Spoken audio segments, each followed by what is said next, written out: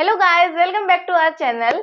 I am Nishita Chauhan and आज हम बात करने वाले हैं दिल्ली यूनिवर्सिटी में कैसे आपके डॉक्यूमेंट्स वेरीफाई होते हैं, ऑनलाइन होते हैं या ऑफलाइन होते हैं।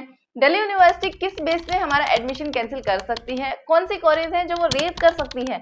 सो लेट्स सी गाइस, आज हम इस वीडियो में सब कुछ डिटेल में जानने वाले हैं, डिटेल में कवर करने वाले हैं। So stay connected with me till the end.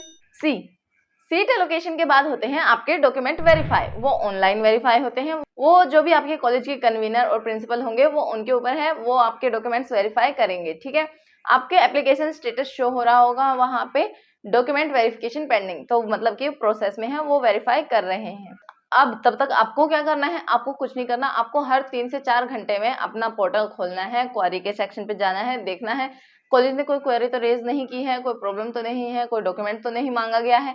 अगर मांगा गया है तो उसको रिजॉल्व करो, वहां पे अपलोड करो डॉक्यूमेंट को और कॉलेज को सेटिस्फाई करो। दिल्ली यूनिवर्सिटी में इतने सारे बच्चे अप्लाई करते हैं और 20% बच्चों के डॉक्यूमेंट्स में मिस्टेक होती है। कॉलेज उन पे क्वेरी रेज करता है और उनमें से जो बच्चे उन क्वेरी को रिजॉल्व नहीं करते टाइमली, एडमिशन डायरेक्टली कैंसिल हो जाता है। ठीक है, उनको दिल्ली यूनिवर्सिटी डायरेक्टली रिजेक्ट कर देता है। सो प्लीज टाइमली सब कुछ अपना देखते रहना, वरना आपका भी एडमिशन कैंसिल हो जाएगा। और फिर आपके डॉक्यूमेंट वेरिफिकेशन के बाद आपको फीस वगैरह पे करनी होती है। एंड अब आपके ऑफलाइन वेरिफिकेशन भी होते हैं। अब ऑफलाइन वेरिफिकेशन कब होता है? ऑफलाइन वेरिफिकेशन आपके कॉलेज स्टार्ट होने के बाद होते हैं, जब आपके सारे के सारे राउंड्स वगैरह खत्म हो जाते हैं, सीट एलोकेशन बंद हो जाती हैं, उसके बाद आपके ऑफलाइन वेरिफिकेशन होते हैं डॉक्यूमेंट्स की। ठीक है, सो उस टाइम पे कौन से डॉक्यूमेंट्स रिक्वायर होंगे, आपको कौन से डॉक्यूमेंट्स होंगे जो आपको ऑफलाइन लेके जाने पड़ेंगे। सो आप जब भी ऑफलाइन डॉक्यूमेंट्स लेके जाओ तो उनके साथ उनकी फोटोकॉपी भी लेके जाना।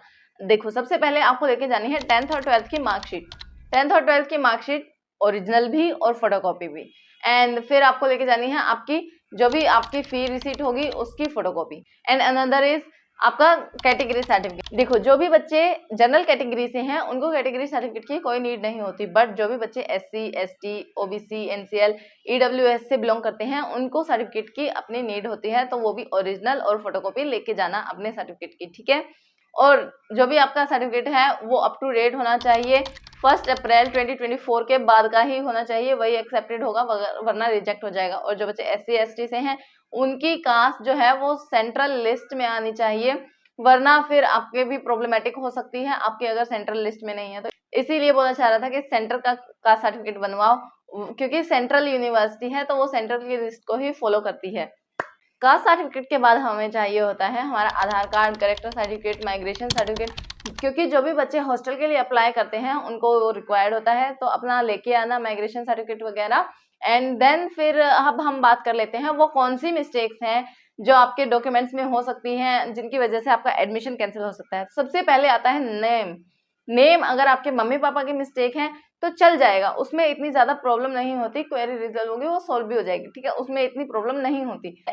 अगर आपका नाम गलत है तो फिर प्रॉब्लमेटिक है, उसके लिए आप एक गजेटेड ऑफिसर से एफिडेविट बनवा लेना तो शायद आपका काम बन जाए। ठीक है, एंड देन नेक्स्ट क्या प्रॉब्लम हो सकती है? नेक्स्ट कि आपने कास्ट सर्टिफिकेट गलत डाल दिया हो, सेंट्रल लिस्ट में नहीं है या फिर अप टू डेट नहीं है, वो जिस डेट पे मतलब कि 1 अप्रैल के बाद का चाहिए था वो नहीं है, तो उससे भी आपका एडमिशन में प्रॉब्लम आ सकती है, तो उसको भी प्लीज अप टू डेट रखना। अनदर प्रॉब्लम इज कि ECA या फिर स्पोर्ट्स कोटा वाले बच्चों के सर्टिफिकेट जो है वो ठीक नहीं है, उनमें प्रॉब्लम है, तो उनको भी प्लीज ECA और स्पोर्ट्स कोटा वाले बच्चे ध्यान रखना कि आपके सर्टिफिकेट्स भी सारे के सारे ठीक हों और अच्छे से अगर कोई भी क्वेरी हो तो उनको भी रिजॉल्व कर देना टाइमली। ठीक है, जो भी प्रॉब्लम्स थी, जो भी क्वेश्चंस थे, वो मैंने इस वीडियो में सॉल्व करने की कोशिश की है, आपके हर डाउट को क्लियर करने की कोशिश की है।